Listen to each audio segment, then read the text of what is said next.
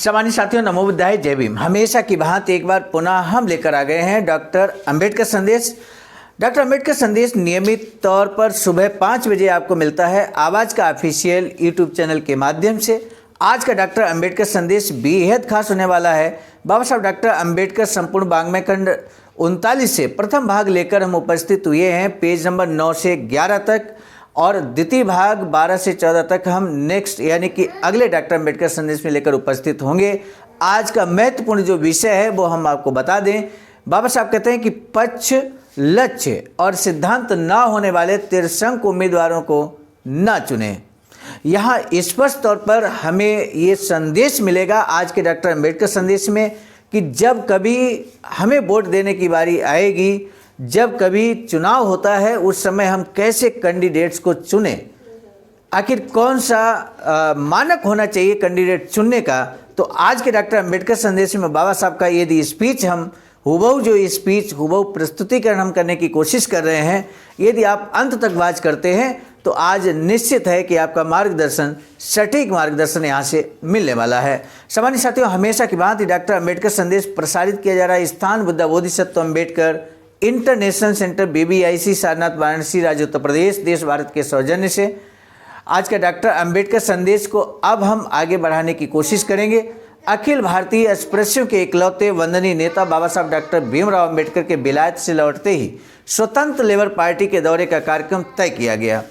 तब 24 जनवरी 1937 का दिन सोलापुर जिले के लिए मिला, और आज का स्पीच 24 जनवरी 1937 का ही हम लेकर उपस्थित हुए हैं। आपको सीधे हम लेकर चल रहे हैं महत्वपूर्ण भाग, अस्पृश्यों का उद्धारक, अखिल भारतीय दलितों का राजा बाबा साहब अंबेडकर के दर्शन के लिए आबाल वृद्ध जनता जिले में सर्वत्र उनकी मार्ग प्रतीक्षा करती रही। 23 जनवरी की रात सोलापुर में इकट्ठा अस्पृश्य समाज ने बाबा साहब के स्वागत की तैयारी करने में जाग कर बिताई। कैप्टन यादव राव और शहर के विभिन्न अखाड़े के भीम सेना के स्वयंसेवक तड़के 3 बजे से ही सोलापुर स्टेशन पहुंचे। 4 बजे से लोगों का स्टेशन की ओर तांता लग गया। 6 बजते बजते 5-6 हज़ार लोगों ने स्टेशन का परिसर और बाहर की जगह भर गई। 7 बजे के बाद डॉक्टर बाबा साहब की गाड़ी ने स्टेशन में प्रवेश किया। सामान्य साथियों, आप यहाँ पर देखने की कोशिश, समझने की कोशिश कर रहे होंगे कि किस तरह से बाबा साहब के प्रति अगाध प्रेम था, स्नेह था लोगों का, आम जनमानस का, कि रात में ही वहाँ पर स्टेशन पर एकत्र होने लगे लोग। इस तरह का अगाध प्रेम देखकर निश्चित रूप से हम सभी उस बात से प्रेरणा ले रहे हैं। आज का डॉक्टर अंबेडकर संदेश में हम आपको बताने वाले हैं कि किस तरह से बाबा साहब चुनाव के समय मार्गदर्शन देते हैं अपने समाज को। उस समय क्योंकि 1937 में चुनाव होने जा रहा है, भारत सरकार अधिनियम 1935 लागू होने के बाद ये पहला चुनाव है, और उस चुनाव के मैदान में बाबा साहब की जो पार्टी है स्वतंत्र लेबर पार्टी, उसके माध्यम से बाबा साहब ने कई कैंडिडेट्स को चुनाव के मैदान में उतारा है, और उन्हीं के समर्थन में यहाँ पर बाबा साहब चुनावी प्रचार प्रसार के क्रम में लगातार सभाओं का आयोजन कर रहे हैं। पिछला डॉक्टर अंबेडकर संदेश हमने 17 जनवरी 1937 का आपके बीच लेकर आए थे, और आज 24 जनवरी 1937 का भाषण है। तो आपने आइडिया लगा ही लिया होगा कि एक सप्ताह के अंदर यहाँ पर ये दूसरा स्पीच बाबा साहब का होने जा रहा है, दूसरी सभा होने जा रही है। जैसे ही बाबा साहब स्टेशन पर पहुँचते हैं, डॉक्टर अंबेडकर की जय, अंबेडकर जिंदाबाद आदि नारों से परिसर गूंज उठा। उसी गूंज में मातंग समाज के रामचंद्र यादव, आपा दारांडे, सत्य प्रसारक भीम सेना के कैप्टन आदि बहुत सारे साथी यहाँ पर उपस्थित हुए। फूलों की वर्षा करते हुए आनंद और उत्साह के साथ जयकार करने वाले जन समुदाय के बीच से स्वयंसेवक बड़ी कोशिशों के साथ मोटर तक ले आए। आगे बाबा साहब मेसर्स GR देशपांडे वकील के बंगले पर रुके, और लोग अंबेडकर जिंदाबाद के नारे लगाते हुए बड़े महारबाड़े में लगाए गए सामियाने में चले गए। चाय पान के बाद ठीक 4 बजे बाबा साहब सभा मंडप में पहुंचे। उनके आते ही जिंदाबाद का गर्जन होने लगा, तालियों की गड़गड़ाहट हुई, और उनके मंच पर स्थानापन्न होते ही शांति फैल गई। मातंग समाज की ओर से केरू रामचंद्र यादव ने उन्हें फूलमाला पहनाई। अपने भाषण में श्री यादव बोले, अखिल भारतीय अस्पृश्य समाज को शिक्षा, समानता, सम्मान और रोटी मिले, इसलिए अपने प्राणों की भी परवाह किए बगैर निर्भयता, समता और व्यापकता के साथ बाबा साहब द्वारा जो आंदोलन चलाया जा रहा है वह निश्चित तौर पर हमारा उद्धार करेगा। यहाँ पर बाबा साहब के चलाए गए आंदोलन की भूरी भूरी प्रशंसा जाधव जी के द्वारा की जा रही है। बाबा साहब ही हमारे नेता हैं, वही हमारे धम्माधिकारी हैं और वही हमारे परम पूज्य भगवान हैं। मातंग समाज उनका एक निष्ठ अनुयायी है और मुंबई में हुई इलाका मातंग परिषद ने ये बात साबित की है। उनके भाषण के बाद बाबा साहब बोलने के लिए उठ खड़े हुए। उनके उठते ही जिंदाबाद के नारे लगे, तालियों की गड़गड़ाहट हुई और फिर एकदम शांति छा गई। अब हम लेकर उपस्थित हो चुके हैं बाबा साहब का हूबहू भाषण, हूबहू प्रस्तुतिकरण करने की कोशिश हम कर रहे हैं। बाबा साहब कहते हैं अपने भाषण में, भाइयों और बहनों, आज हम यहाँ तय करने के लिए इकट्ठा हुए हैं कि मुंबई लेजिस्लेटिव असेंबली के आगामी चुनाव में हम किसे अपना मत देकर चुनाव जिताएंगे। इस देश में कई राजा हुए, अंग्रेजों को यहाँ आए करीब 150 साल हो गए। अंग्रेजों के 150 सालों के शासन में पिछले 60 सालों में ये काउंसिलें कार्यरत हैं और उनके जरिए जनता के प्रतिनिधि हमारे लोगों की शिकायतें सरकार के सामने रख रहे हैं, लेकिन जिन्हें अस्पृश्य माना गया, उन 8 करोड़ प्रजा की ओर से उनका पक्ष रखने वाला कोई प्रतिनिधि काउंसिल में हो, ये बात आज तक कभी नहीं हुई थी। वही बात आज आपकी कोशिशों से हुई है। आगे आगामी अप्रैल 1937 से शुरू हो रहे विधिमंडल के लिए सोलापुर जिले के अपने लोगों को एक प्रतिनिधि भेजने का अधिकार मिला है। और ये अधिकार हम आपको बता दें, बाबा साहब ने जो गोलमेज सम्मेलन में प्रयास किया था, प्रथम, द्वितीय और तृतीय गोलमेज सम्मेलन 1930, 1931, 1932 में, उसके परिणाम स्वरूप ये प्रतिनिधित्व यहाँ राजनीति में भी प्राप्त हुआ है। सामान्य साथियों, हमने वो भी डॉक्टर अम्बेडकर संदेश आपके बीच हम लेकर आए थे। निश्चित रूप से आपने सुना होगा, यदि नहीं सुना है तो आप सुन सकते हैं। इस बार की काउंसिल हमारे बचाव का साधन होगी, वहीं हमारे सुख और दुखों का न्याय होगा। वहीं महारों के वतन के बारे में, बंजर जमीनें मिलने के बारे में, शिक्षा पाने के लिए, वजीफे हासिल करने के लिए, अस्पृश्यता के कारण आई दीनता से छुटकारा पाने के लिए, सरकारी नौकरी में योग्य अनुपात में प्रवेश पाने के लिए और भी सैकड़ों बातों के लिए विधिमंडल के द्वारा हम संघर्ष कर सकते हैं। जाहिर है वहाँ आपका प्रतिनिधि केवल सम्मान पाने के लिए नहीं जाएगा, वह हमारे समाज के हित के लिए जाएगा। ये बात ध्यान में हमें रखनी होगी। रोज़मर्रा के व्यवहार में हम घर बनाते वक्त ईंट पत्थर आदि के कामों के लिए मिस्त्री को और लकड़ी के काम के लिए बढ़ई को काम देते हैं।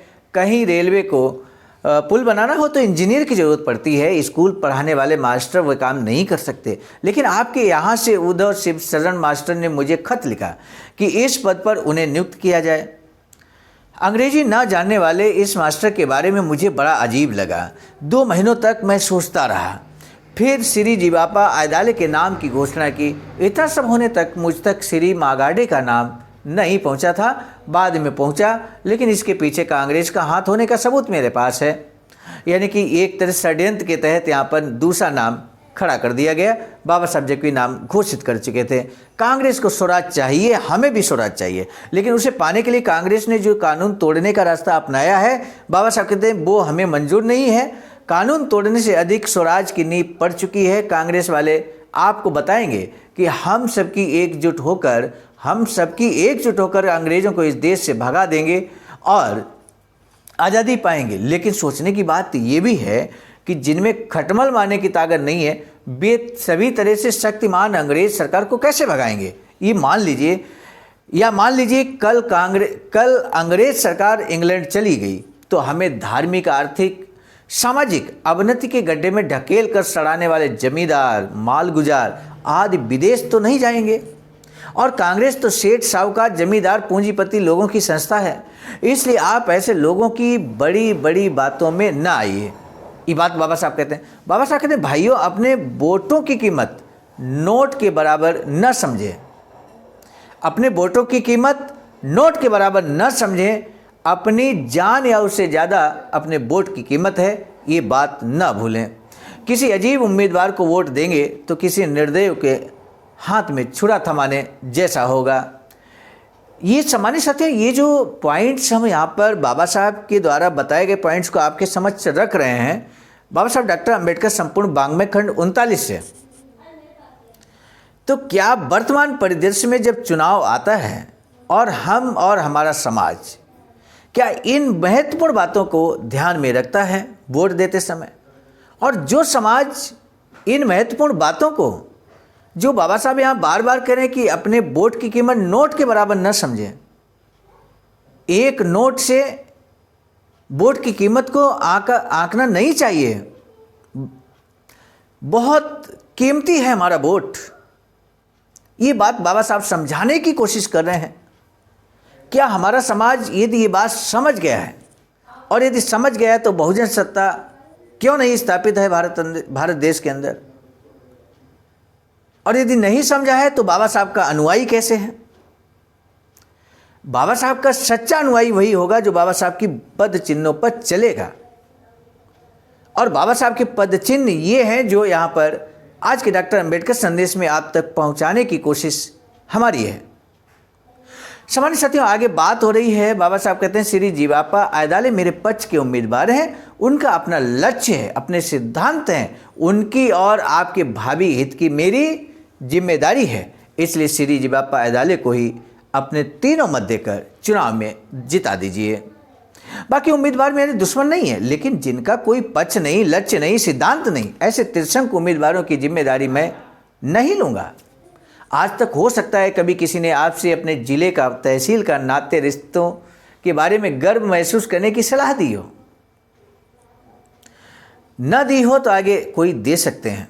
लेकिन इस प्रकार गर्व महसूस करने लगे तो आखिर आपको अपने गांव का, घर के बारे में भी गर्व महसूस करना होगा। और इस प्रकार अगर हर घर में उम्मीदवार खड़े रहेंगे तो आपके भविष्य के कल्याण का सत्यानाश होगा। इसके बारे में सोचिए। आखिर आपसे इतना ही कहना चाहूँगा कि इस शहर के मजदूरों की ओर से आपको एक मत देने का अधिकार है। उस जगह के लिए मजदूरों की ओर से श्री रघुनाथ राव बखले उम्मीदवार बने। आज तक उनके द्वारा काउंसिल में की गई गरीबों, मजदूरों, किसानों और अस्पृश्यों की सेवा मुझे मंजूर है। सोलापुर के मजदूर, उन्हीं को अपना मत दें। सेठ साहूकार, मिल मालिकों के पिस्तुओं को अपना वोट देकर आपका कल्याण नहीं होगा। इसलिए श्री बखले को ही अपना वोट दें। इतना कहकर बाबा साहब ने अपना भाषण पूरा किया। तुलजापुर के कदम ब्रदर्स द्वारा तथा अन्य कईयों के द्वारा फूल मालाएं पहनाई जाने के बाद जयकार की धुन के साथ सभा बर्खास्त हुई। उसके बाद बाबा साहब मंदूब रवाना हो गए। सम्मानित साथियों, मंदूब में अगली सभा होती है बाबा साहब की, और वहाँ भी अपना स्पीच देते हैं जो हम कल के डॉक्टर अम्बेडकर संदेश में लेकर आएंगे। आज का डॉक्टर अम्बेडकर संदेश यहीं समाप्त हो रहा है। पहला प्रश्न है बहुत इंपॉर्टेंट। श्री जाधव अपने भाषण अस्पृश्यों को बाबा साहब के बारे में क्या बोलते हैं? अर्थात श्री जाधव का जो भाषण है वो बाबा साहब के बारे में विशेष तौर पर क्या बोलते हैं? आप चाहें तो इसका एक लाइन में भी जवाब दे सकते हैं, चाहें तो लंबा भी दे सकते हैं। प्रश्न नंबर 2 है, डॉक्टर बाबा साहब भीमराव अंबेडकर ने विधिमंडल, उम्मीदवार, मतदान और स्वराज के महत्वपूर्ण विषयों पर क्या व्याख्या दिया है और वर्तमान समय में सुधार की क्या स्थिति है? ये अपने विचार आप यहाँ पर दे सकते हैं। आज का डॉक्टर अम्बेडकर संदेश समाप्त करने से पहले हम आपको बता दें, बाबा साहब की एक अधूरी इच्छा वैचारिक सेंटर बनाने की थी, लेकिन बाबा साहब के ये अधूरी इच्छा पूरी नहीं हो सकी। सम्मानित साथियों, और ये जिम्मेदारी ले ली अखिल भारतीय अनुसूचित जाति जनजाति कर्मचारी कल्याण एसोसिएशन आवाजका ने। सारनाथ, वाराणसी, राज्य उत्तर प्रदेश में 14,000 स्क्वायर फीट जमीन परचेज की गई, और इस तरह का सारनाथ में, जो कि तथागत बुद्ध की प्रथम उपदेश स्थली है, बाबा साहब ने अपना अंतिम भाषण भी यहीं पर दिया था। वहाँ पर बाबा साहब की इच्छा के अनुरूप ही एक वैचारिक सेंटर निर्माणाधीन है। आवाज का BBS 3 आईडासा के द्वारा आप सभी के सहयोग की यहाँ पर अपेक्षा है, और आप सहयोग कर सकते हैं इस दिए गए अकाउंट नंबर पर। IFC कोड बहुजन बोधि समाज संघर्ष समिति, जो कि आवाज का अनुषांगिक संगठन है। आज का डॉक्टर अम्बेडकर संदेश हम लेकर आए थे मिशन नायक बुद्ध मित्र मुसाफिर सर, राष्ट्रीय महासचिव आवाज का नई दिल्ली। आपकी ही प्रेरणा में लगातार डॉक्टर अम्बेडकर संदेश आप तक पहुंच रहा है, और साथ ही साथ संकलनकर्ता के रूप में परम आदरणीय विजय कुमार बौद्ध जी, प्रांतीय कोषाध्यक्ष आवाज का बिहार। पुनः मिलेंगे नए डॉक्टर अम्बेडकर संदेश में। आज का डॉक्टर अम्बेडकर संदेश अच्छा लगा तो जरूर शेयर कीजिएगा जन जन तक। मिलेंगे नए डॉक्टर अम्बेडकर संदेश में, तब तक दीजिए इजाजत। आप सभी को सादर नमो बुद्धाय, जय भीम।